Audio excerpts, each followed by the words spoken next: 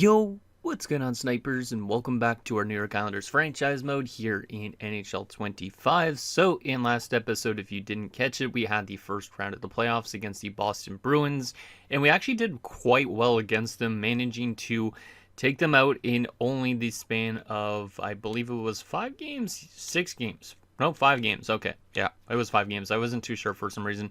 But you can see the first game we won 5-4, so a pretty close game with that one. Then we won 5-2, so back-to-back good offensive games and a better defensive effort than in the first game. Then we won 2-1, so another close game, but less offense, better defense still.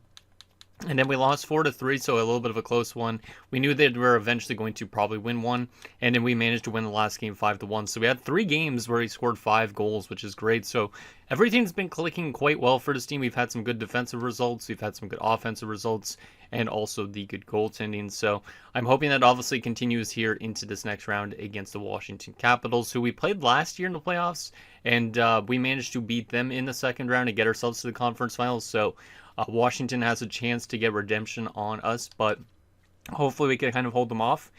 They are a very similar roster to what they looked like last year, minus a few changes, I think. I think, if I remember right, was Zuccarello there last year when they played? He was, okay. So yeah, they have basically a pretty similar roster to what they did last year for the most part, except for a lot of guys that are starting to age quite crazily. You also have like DeAndre Harris, who is up to 20 years old now, and he's 94. So this franchise guy continues to develop nicely. He's had 2 good seasons in the NHL.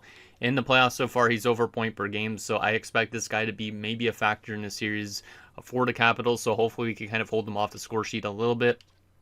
Yeah, they also have like Strome, Mangiapane, Ovechkin at 42 years old. We could have brought him in earlier this season via trade, but we decided not to, so hopefully that doesn't come back to bite us. Yeah, they also still have like PLD, Tom Wilson, those type of guys. So in general, they have a very solid offensive core for what their record was suggesting. They also do have some good future pieces. Also, Malcolm Spence is not too bad. So Spence and Harris are definitely their younger private players.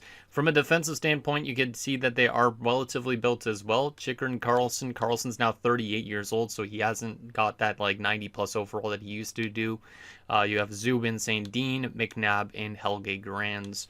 Then in terms of their goaltending, it's Logan Thompson and Kevin Lankinen, and then this is their depth, which is 3 forwards. So basically, I think they kind of have really good offensive depth, but aside from that, they're not really that much of a threat. Now, we are going to have to contain, obviously, Harris and Ovechkin because those guys could score goals like crazily. But I think Ovechkin has fallen off quite a bit since his earlier days because you can see only 24 goals this season. I was looking actually at the split stats. He didn't score a single goal against us in 4 games during the regular season, so hopefully he doesn't score against us in the playoffs. But he wasn't a huge factor. He did have 3 assists in 4 games, which is not too bad, but you can see he was a -4. So when we played against the Caps, I guess, during the regular season, we must have had their number for the most part. So that's at least good.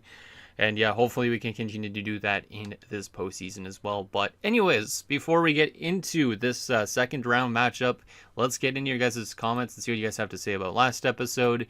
And then we'll see if we're able to beat the Capitals for the second consecutive year and get back to that conference finals again. So the first comment is from Michael Dose, who says, boarding, pushing, tripping, or checking an opposing player violently into the boards can carry a 5-minute penalty. And maybe that's how Doughty got 5 PIMs. Because, yeah, I was kind of curious on that because in the last round, Drew Doughty had a 5-minute penalty, but he didn't have any fight. So I'm curious on what type of major he took in that game that warranted a 5-minute penalty. Because I don't think it would be tripping. Obviously, boarding would, but most of the time when you get a 5-minute for boarding, you also get a game misconduct, which I think carries more penalty minutes if I'm not mistaken. So I don't think it would be boarding. Tripping maybe would make somewhat sense then. And then checking, you could probably get also a game misconduct for that type of thing too. So I don't really know what it would warrant, but if it was a major for tripping or something like that, that would actually be kind of hilarious. Kind of wish I would have looked at like the box scores from last round and actually seen what that penalty was. Actually, I could still do that. I almost forgot about that. I guess I could actually figure out which game that was and all that. So we could actually see what penalty it was. That is actually great because I honestly completely forgot that we could actually look at the box score from whenever he actually took that 5-minute penalty. And we could see what penalty it was. So there we go. Now we'll be able to take a look at that. So if we go to game logs, when did he take this 5-minute penalty? Out of curiosity. So if we look at his penalty minute counts, the 5-minute penalty, Wait. It doesn't say he took... Oh, no, that was right here in Game 3. Okay, so Game 3, let's go to Game 3's box score, and we'll take a look at what penalty he took. I know this is going to add a bit more time to the episode, but it's something that I am actually really curious on what he took for a penalty. What do you guys think he took? Does it a random cross-checking penalty or something that was a major, maybe? Because I don't think tripping would make the most sense, even though tripping can result in a major penalty, I guess. But Game 3 it was. So this, go back to here. This would have been the one that we closed out the series. So that's game number 5. This is game number 4. Game number 3 is this 2-1 win that we had. So if we go over to the all events and go to penalties, it was a major for hooking. A major for hooking. So did he just like hook some guy's eye out? Did I mention that actually in that episode? I feel like I saw that penalty actually. I feel like I saw that penalty, but I don't remember. But a major for hooking. So you must have literally had the stick right up in the guy's head or something, hooked out an eye, and then they're like, yeah, you get a 5-minute penalty. But I don't think I've ever seen a major for hooking before. Like, I should actually look up into that a little bit. Like, let me just look up on Google. NHL major for hooking. Let me see if that... a minor penalty shall be assessed for hooking opponent. A major plus a game misconduct penalty shall be assessed for any players recklessly endangers an opponent as a result of hooking. So he recklessly hooked some person, I guess, and that's how he got a 5-minute major. I just don't know what the heck he did. Like, where did he hook the guy? Did he hook him in like the nuts or something? Like, that's kind of a weird one. I don't think I've ever seen that before. Next comment is from Andrew Mitchell, who says, great first round win. Washington should be a sweep after looking at their roster. I would keep everything the same for now. Doughty has looked like he's had some good blocking numbers for the first round. So nice to see despite the low minutes. And yeah, I've really liked Doughty's play so far. Obviously, if he starts to play pretty bad, we could get Mayfield back in. But right now, it seems like Drew Doughty's been a nice little fit on that top 6 pairing. The next comment is from Ryan the Sharky, who says, I got my YouTube gaming recap and you were my 3rd most watched gaming creator. I was in the top 0.6% of your fans and watched 28 times more than the average viewer. I really hope you get big. You deserve it all after all these years and your content is great. Thank you for that, Ryan. I really appreciate that. And yeah, that's really, really cool, though, that they actually do a recap, because I honestly didn't even know that YouTube Gaming does a recap. So if any of you guys also have YouTube Gaming recaps, let me know if I'm actually in your top 5, because I'm actually kind of curious on that. But to watch 28 more times than the average viewer, that's pretty substantial. So I really, really appreciate that, Ryan. Helps getting every minute watched of a video, because like technically the views aren't the more important thing, it's more the watch time. I'd say that's the important thing. So just watch as long as you guys can. I know I'm sometimes boring when I talk, but it does help a lot with watch time at least. The next comment is from Sour Taco, who says, I happily accept a slice of humble pie for Doughty Nelson. Even if you don't win at all, he should be in the heart conversation. As long as Cizikas and Doughty are not outright defensive liabilities, they're fine to stay in the lineup. Caps looking like the cheese team in this round. And yeah, I totally agree that the Caps kind of look like a cheese team, because they have a pretty solid roster for the most part, in my opinion. But a 39-35-8 record during the regular season definitely is a little bit low for them. Like, I figured they'd win at least 40 games with that type of roster, but they could definitely be a lot better than that record actually suggests. The next comment is from Dylan Burrows, who says, can you show who the captains are, please? And yes, sir. Let's go over to the captains. I believe Brock is the captain. I'm not too sure on the assistants. So yeah, Brock is the captain of the team. Bo Horvat is an alternate, and the other alternate is currently Noah Dobson, which is kind of an interesting one. So I do not mind that too much. Obviously, I think in the near future, once we actually go back into rebuild territory and stuff like that at some point, I think Anton Ferrandel is the guy that I want to have as a captain for like the future of this team. So will be interesting to see when he decides to become the captain, which is probably, like I said, we might tear it down in the next like 5 seasons or less technically. So he could be the captain at the beginning of that, or we could give it to him after he proves himself. But he has proven himself to be a very worthy player on this roster at the moment. And then there was one last comment from Michael Dose that I almost forgot to mention. He says, Cizikas needs to retire as he adds nothing to the team in the playoffs. And it's kind of true that he doesn't really add that much, but at the same time, I think he might play great defensively for our team, and that's what's helping him on the 4th line. But yeah, in terms of offense, at least, he really doesn't do a lot. He has no goals in this series, or in the first round so far. And in the last 2 years in the playoffs so far, you can see he's only got 6 assists through 25 games, so he just really doesn't do a lot. But if we look at his like advanced kind of more analytics, you can see he does really good on the faceoff dot. That's been definitely a help for us. He doesn't throw a lot of hits, doesn't block a lot of shots, does have some takeaways, so he's more of a defensive full-on guy. But yeah, I do agree that he needs to retire hopefully soon, because it would be nice to free up some cap space for like other guys down the road and get a little bit younger on our roster too, because we have a lot of guys in their 30s, and a lot of them will probably end up retiring relatively soon. So it would be nice if he's one of the first ones to decide to call it quits, but it would be nice also to win him a Stanley Cup first before he decides to hang him up. But anyways, those are the comments we got in last episode, so I think we're pretty much ready to get into the second round matchup, if I'm not mistaken. Yeah, I think so. So let's hop on into the calendar and get into game one. We do have home ice advantage, of course, so hopefully we could use that to our advantage. Winner of this series will take on our Toronto or Florida, which is interesting because that's the exact same type of teams that there were last year as well. So this is the exact same Final Four in Eastern Conference this year as last year. And then you have Chicago, Dallas, which is interesting. So Dallas could get back to another final again. And you have Edmonton and Seattle. So anyways, I think we're ready to get into this game. Let's get to game number one. Let me move my face on down here. And let's get to game one. See what we could do here. Hopefully we can contain Ovechkin, because I feel like even though Ovechkin has been a bit quiet, he could still probably score randomly. So him and DeAndre Harris are the big men to shut down, but there is some other threats as well for sure. Anyways, first period of game number one. 1-1, I'll take it. They do open the scoring, and it's Harris, of course. Yep, I expected Harris to at least get on the board against us at some point. He opens the scoring in this one. I believe last year when we played them in the playoffs, he didn't score any goals against us, or he really didn't do that much against us. So now that he's up to like a 94 overall, I expect him to fully be that type of guy for the Capitals. Because obviously back, I guess, a year ago or so when we played them, he was kind of more still like a second line guy. He wasn't that full-on first line elite player. So, but he opens the scoring, and Oliver Bjorkstrand ties the game at 1. Shots are 18-11 in favor of us, so we had a really good start in terms of getting chances, but Logan Thompson has been a brick in net so far, which is not ideal. Can we find a way to get our first lead of the night in the second period? Second period? Still 1-1, okay. I mean, shots are closer now, so they had a better period than us, but shots are 29-25. It's a 1-1 game, so we might have a bit of a stalemate in terms of the goaltending.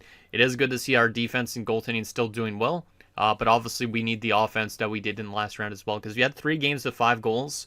I'm expecting our offense to at least do a little bit of that in this round. Not necessarily fully, but like at least 3-4 goals in a game would be nice to see from our offense, of course. So let's see what happens in this third period, see if we could get that first lead of the night. And Zub scores immediately in the third period to give the Caps their lead back. Not ideal. Do we have a response to that is the question. Come on, boys. I know we have goals in us. We have the offensive core to do so. Is Washington a really good defensive team or something like that, I guess? Mangiapane makes it 3-1. Protas makes it 4-1. Oh boy, now Sorokin's kind of fallen off a little bit. And we're going to lose game 1 4-1 against the Caps. Not good. It was an okay first 2 periods because we were playing good defensively and goaltending-wise. But after that early goal from Zub, we kind of just took our foot off the gas. And then Mangiapane scored and Protas scored. So not a great first game. I'm not going to really make any adjustments after a game like that, but if we lose 2 games like that in a row, I will probably have to make some adjustments. So our only goal is Bjorkstrand from Barzal and Broberg, so the 3 Bs. But that was Zub's first goal of the playoffs, and it ends up being a game-winning goal. Damn. And Harris had 2 points against us. Yeah, Harris is going to be the guy that contained for sure. Was there any badly minus people in that game? Yes, there was. Holy crap. Okay. So the Dobson-Romanov pairing was out there for 3 goals against. The Wood, Gord, and Holmstrom line, which is usually great defensively, the New Work third line, I should say, was a -4, -4, and a -3. So we know that it was one line that wasn't good in that game. All right. So we might have to address that. Not necessarily this next game, but if they're like that again, definitely need to address that line. So yeah, Sorokin didn't do good in that game either, though. 3 stars of the game, Thompson, the first star for them, Harris as well, and Mangiapane. No 3 stars for us, of course, because that was not a good game. Not a good game at all. That's definitely our worst one of this postseason so far. But good teams respond after a game like that, so hopefully we respond here, because if it's the home ice trend where you lose games on home ice, win on the road, we would technically win in 7 games. So that could still happen, but obviously, I don't know, this game could simulate weird where we get randomly swept in the second round, which hopefully isn't the case either. Yeah, I guess we'll keep the team the same for this next game, even though it was not a great first game.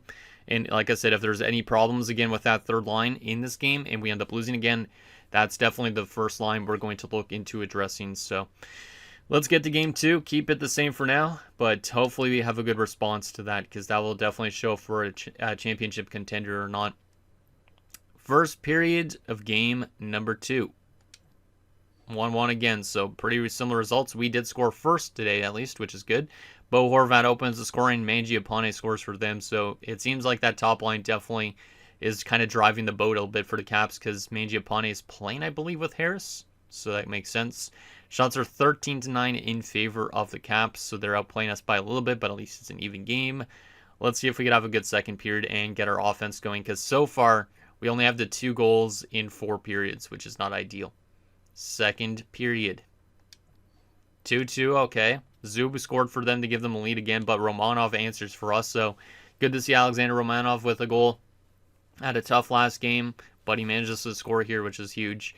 Shots are 25-19 in favor of the Caps. It's a 2-2 game. We're kind of in a similar result to the last game, where we basically were tied going after 2 periods. Our fate is in our hands. Can we have a good third period here and tie the series up? Let's see what happens. Come on, boys. Oh my goodness, another early goal to start the third, but we do have an answer at least to it with Bjorkstrand on the power play, but that was back-to-back games, and Drew Doughty a shorthanded goal. Yanni Gort scores now. Okay. It wasn't the exact same thing as last game. That's good. Power play is shorthanded and a regular strength goal in the third. Let's freaking go. Now that's how a good team plays. I don't know why Lankinen is in it. I don't know if they had an injury to Thompson or if he was yanked early. He allowed the first goal of the game, but afterwards he was not in for the last 4 goals. That's an interesting development if Logan Thompson's injured, because Lankinen's definitely not as strong. He definitely isn't. But we win 5-3 in that game because of a nice short-handed game-winning goal from Drew Doughty. So maybe my deadline acquisition of Drew Doughty was maybe a way bigger brain move than I thought it was going to be. But in terms of goals, we got Horvat from Frundell. We had Romanov from Dobson and Nelson. Bjorkstrand from Horvat. Doughty's first to the playoffs from Frundell and Wood. And Gord from Parsonen and Pellick. Nice. And any badly minus people? Probably not. A couple minus ones, which was the second line, I think. Yeah, I think that's the second line. But everybody else was plus or even. And Sorokin had a solid game with that .917 save percentage. Nice. 3 stars of the game. Bo Horvat, the first star. Drew Doughty, the second star. And Anton Frundell, the third star of the game. Nice. So yeah, Drew Doughty, maybe a great acquisition. Game-winning goal, and it was a short-handed one too. So got to keep the team the same after a nice response like that. We've scored 5 goals now in 4 of our playoff games this year. So we definitely do still have the offensive touch, but it's sometimes a little inconsistent. But I do like that we're at least scoring in a lot of these games. So now the series shifts into Washington. Now we need to find ways to win at least one of these 2 road games, considering they stole one of our home games. So let's keep the team the exact same again for this game and see if we could take our first lead of the series. So let's get into game 3, see what happens. Come on, boys. Let's keep that momentum rolling after that third period last game. First period of game 3. And 1-0 us. Okay, good start. Romanov opens the scoring again. Logan Thompson is in net now, so I guess maybe he just tweaked something, missed the rest of the game. Lankinen had the play, which is interesting. So shots are 18-8 in favor of us, but we're only up by a goal. So Logan Thompson definitely is the type of goaltender that keeps Washington in games, it seems like, which is not something we like to see. But good to see that Romanov has been scoring in the last few games. Hopefully we can find a way to get some more insurance in the second period, because obviously, like, if we keep playing close games like this, it kind of favors both of our teams a little bit, but I'm not too sure. It favors whichever goalie is a little bit hotter at the time, I guess, because Logan Thompson's been great in these playoffs, and Sorokin has also been pretty good for the most part. So it definitely is a bit of a goaltending showdown. Can we get some insurance in the second period? Second period, 3-0 us. There's the insurance, and look who scored. Brock Nelson first on the power play. He's been scoring always on the power play, but Casey Cizikas, his first playoff goal in, I guess, technically, I'm trying to think, 28 games? I think it's in his last 28 games, but we called him out for saying he does nothing for us, but he just scored a pretty big goal, because that gives us an extra cushion going into the third. So shout out to Casey. Big goal. Maybe he's going to all of a sudden go ham for our team. Who knows? Shots are 30-25 in favor of us. We're up by 3 goals going into the third. Let's lock this one down and take this first game in Washington. But yeah, good to see Cizikas on the board. Wasn't expecting to score him to score at all, because he has been pretty stagnant, like I said, as of the last 2 years. But that's a pretty big goal. Makes me feel quite a bit more safe going into the final 5 minutes here of this third period. And it looks like Ilya Sorokin is going to pick up a playoff shutout. We outshot them 45-28, so Thompson kind of kept their team in that game. But we do get a nice shutout, so that's a great defensive effort. And just like that, we have our first lead of the series. Let's go. So Romanov from Dobson and Gord, and then we have Nelson's fifth from Parson and Holmstrom. I feel like most of his goals have been power play goals. And then Cizikas is first to the playoffs from Obey Kabul and Drew Doughty. So the 2 deadline acquisitions picking up the assists on that goal, which is pretty damn nice. Sorokin the first star, Thompson for them the second star, and Alexander Romanov gets the third star of the game. All right. So we are back in the series. It's now a 2-1 lead. Looking to now find a way to win another game in Washington, because if we could do that, we might be able to close them out in 5 games just like we did against the Boston Bruins. So I think we got to keep the team the same. We've been playing great hockey as of late. 8 goals in our last 2 games, so 4 goals a game, and only giving up 3. So 1.5 goals a game per game. We've definitely had a lot better start in these last 2 games than in that first game. That first game might be a little bit of an outlier at this point. But let's see what we could do here in Game 4. We're going to keep the team the same unless we lose completely badly. Let's keep it the same. Let's keep it the same and see if we could take a 3-1 series lead. Come on, boys. Got to keep on rolling. Got to keep on rolling. I know I'm kind of going through this a little bit quick, but whatever. First period, Game 4. 1-0 us. Similar results to last game. Oliver Bjorkstrand opens the score with 2 minutes left. Once again, we are out shooting them, so I definitely think we are the better team in this series based on how we've been playing, at least in the last 3 games. The first game, like I said, was kind of an outlier.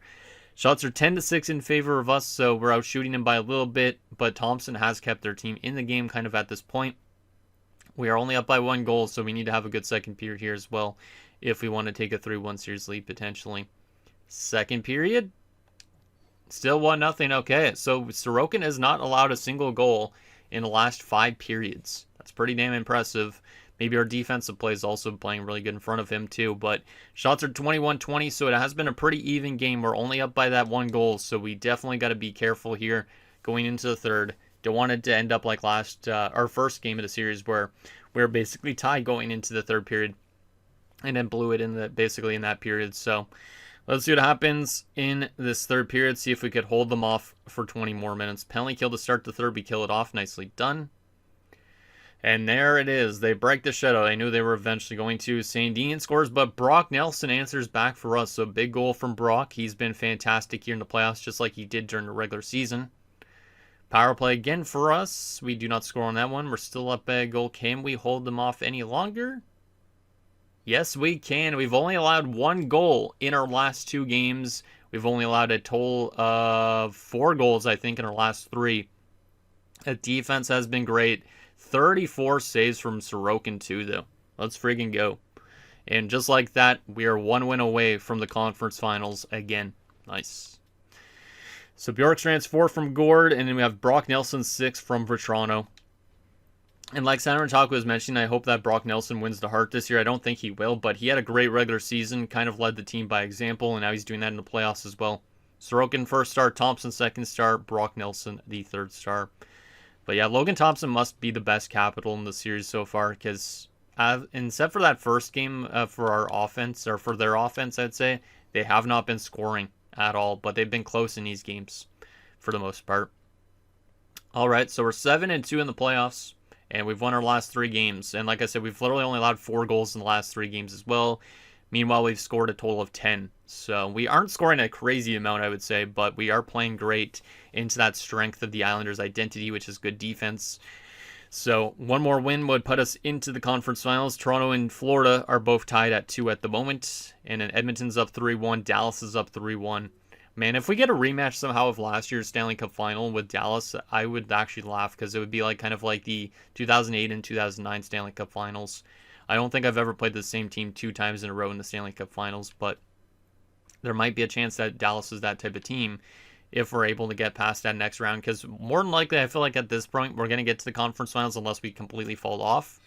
But in the conference finals, we're going to have a tough time if we do get there against Toronto or Florida, because once again it's going to be just as hard as it was last season. So let's keep the team the same and see what we could do here. See if we could get ourselves to play Toronto again or Florida. Let's see what happens. Come on, boys. Just keep that defensive play going that we've done in the last few games. Let's keep the goal scoring. And let's win this series on home ice.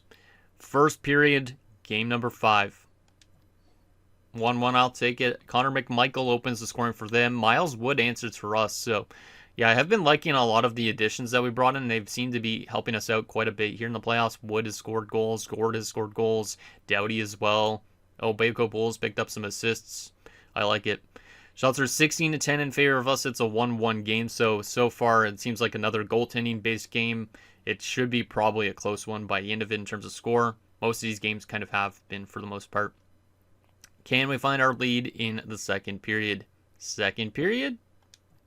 4-2 Caps. Oh boy, that's not good. Because if we get away from our defensive identity, that's when we could lose 3 straight games. We got to be careful here. We know Washington can still come back into series, but Helge Grant scores. Horvat basically tied it back up, but Strome and Dubois score, and we're trailing by 2 goals going into the third. We've never been in a situation in this first or the second round of the playoffs before, so we are usually always at least tied going into the third. So we need to have a big third period here if we want to get back into this game. Shots are even as well, so at least we're kind of hanging around with them, but so far Thompson is out dueling Sorokin for sure in this one. He's kind of going back to game 1 Sorokin right now at this point. Can we have a big third period here, or are we going to go to a game 6? Come on, boys. Give me a good response in this third period. Penalty kill to start the third, and they get a goal right afterwards. Tom Wilson, that's probably going to do it at this point. This is not a good effort, really, but Brock Nelson gets a power play goal, as he always does. He always gets a ton of power play goals. Makes it a 2-goal game, but it's probably too late at this point. Yep, looks like it's going to be. And unfortunately, the Caps are going to extend the series a little bit longer as we lose 5-3. And we'll be going to a Game 6 back in Washington. So we got to be careful that we don't speak too soon here. Final shots are 36-35 in favor of us, but Logan Thompson out-dueled Sorokin in that one. So Wood from Pelech, Horvat from Dobson, and Cizikas. So Cizikas actually picked up an assist too in the series. And then Nelson, 7th of the playoffs from Vetrano and Holmstrom. But who was minus in that game? Out of curiosity. Romanov again and Dobson. And then our top line was minus. A lot of people are actually minus, but it's mostly Romanov and Dobson that have been having issues containing the Capitals at the moment. And then Sorokin also seems to be playing pretty bad at times. What are we going to do? I almost feel like I should be making some adjustments, even though we won 3 straight games, because if we lose this game, we're going back to home ice with a chance to potentially lose, so I don't want that to be the case. Like, we had a 3-1 series lead. We can't blow this, okay? We can't do that. So let's go to edit lines here and see if there's anything I want to kind of address. Like, Dobson and Romanov at times are really good, but other times they're pretty damn bad too. So let's take a look at the plus minus and see what we got here. That second line, ooh, -4 from Miles Wood. Oh yeah, because of the one game. Holmstrom's -4 as well.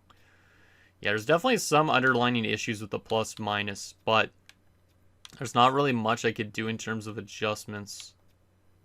Trying to think of what I could do here. I could just swap like guys on the wing a bit if I want, but maybe I swap Parson and Wood. That might not be a bad option. I really have like Parson's play, so let's do that as a subtle change in the bottom 6. Romanov and Dobson are both minus at the moment, So I'm going to split them up, and then Pelech is going to play with Dobson. Polak is going to play with Romanov. Normally I don't make too much defensive changes, but not been impressed with the way Dobson and Romanov have played defensively in the last little bit. So I could get Mayfield back into the defensive core, considering this could be one of his last NHL games if we somehow lose this. But I'm not taking out Doughty. He is a -1, but to me he's been okay, I think. Let's take a look at his other numbers. See his shot blocks and all that. Obviously, he's got that short angle in the series. He's blocked 17 shots. He does give away to puck a ton, but 17 blocked shots in 10 games, despite playing only 13 minutes of ice time a game, is pretty damn solid. So we're going to keep Doughty in. And then Philip Broberg, how has he been? He's only got the 1 assist. Does he block a lot of shots and stuff too? 12 block shots ain't too bad. He does have a lot of giveaways as well, so that pairing might be giving away a puck a lot, but I don't think it's a huge issue at the moment. Like I said, I could get Mayfield back in, but for now, I think it's okay. We don't want to do too much considering we still have the series lead, so can we close out the Caps in their building? We have taken 2 games so far in Washington, so if we could win this third one, we'll go to the conference finals. We lose this one, we go to a game 7 where I don't feel very safe, even though our team has been good for the most part in this playoffs. We've had a couple hiccups for sure, though. But game number 6 in Washington. Let's see if we could get a good response after another bad game. Because we just got to have those good responses after games like that. First period, game 6. 1-1, I'll take it. We've seen a lot of 1-1s. Mangiapane opens the scoring. Miles Wood ties it right back up. So, yeah, Miles Wood has been actually pretty good. He's been pretty good, but moving him to the 4th line might be better for him in terms of like plus minus and all that. So Mangiapane opens the scoring, and he scored literally, less than a minute later. I don't know how much seconds, but we are outshooting him 12-5, so that's not ideal that Thompson might be on his game in this one, but at least it's a 1-1 game. Sorokin hopefully could find his game in the second period, because 1 goal on 5 shots after having his game last game not be that good isn't a great sign when he starts to struggle a little bit. So can we have a good second period and find a way to get the lead, or are we going to at least keep it close? Like, we don't want to fall apart like we did last game in the second period. Still 1-1, okay, we're keeping it close at least. Shots are now 22-12, so they might be cheesing us here potentially. Because, definitely Thompson's keeping the Caps very much in this game. They only have 12 shots through 2 periods. That's actually kind of crazy. Like, we're doing a good job defending and not giving up a lot of chances on goal, but also I feel like Sorokin needs a lot of shots almost to do good, so I am a little bit worried about that, but let's see what happens in this third period, see if we could find a way to get our first lead of the night. There was only 2 goals, and both of them are early in the first period. Maybe this is a game that goes to overtime. We haven't seen an overtime yet in the series, so maybe there's one in this game. Come on, boys, let's get that next one. I don't care who on the roster, maybe Casey Cizikas or something like that would be funny, but hey, power play goal, Bo Horvat. Let's go, Bo. And then Parson in a power play goal too. Okay, that's huge. 2 power play goals. Our power play has been scoring actually a lot of goals in this playoff run, which is a great sign. Final few minutes, we're still up by a pair of goals. Protas pulls Washington within 1. Can we hold them off? Yes, we can. Anton Frundell, huge answer right back. And then we get the empty netter from Adam Pelech. That was a bit scary. When I saw that there was another goal coming, I thought it was going to beat them. But Anton Frundell, that answer literally a minute later in the final few minutes of the game, that is absolutely clutch.